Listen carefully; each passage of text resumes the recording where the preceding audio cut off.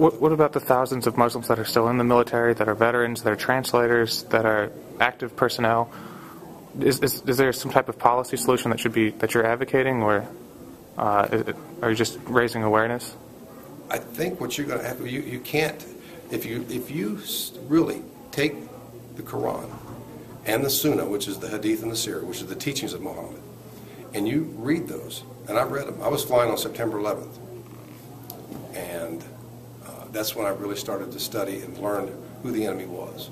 I've got the Quran, the Sunnah, and the Sirah, or the Hadith and Sirah in English. I've gone through it and I've studied it. If you look and read and study that, if you believe it, then you are commanded to kill anybody who will not convert to Islam.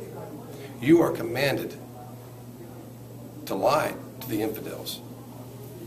You can actually get praise and get to go to heaven, or increase your chances to go to heaven by doing that. So the question, and it's called taqiyya, the question is, as a devout Muslim, do you really believe everything in the Sunnah and the Quran? Or are you one of those Muslims who go, well, I don't believe much of it, I just practice it? If that's the case, then you could probably be in our military. But the problem I have is, are you committing taqiyya? Are you purposefully lying to me to get by? That's what Nida Hassan did. That's what the other, I forget the PFC who was just arrested in Texas for trying to make a bomb and set it off and kill some of his fellow soldiers. I mean, this is going on in our military. Obama just appointed 2 devout Muslims to the Department of Homeland Security. We have the foxes guarding the hen house, in my own personal opinion. The Department of Homeland Security was created after 9/11 to prevent terrorism, in particular Islamic terrorism. And I'll go a step further. And this is from the Department of Justice. The Department of Justice put out statistics from terrorist acts from Civil War to 2000. And what we find are acts from the KKK, union leaders, etc., happening basically up through 2000.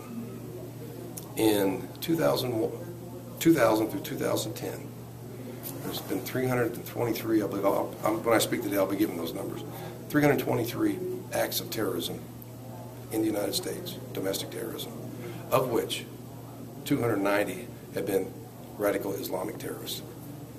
We're up to over 85% of the acts of terrorism in this country now caused by Islamists.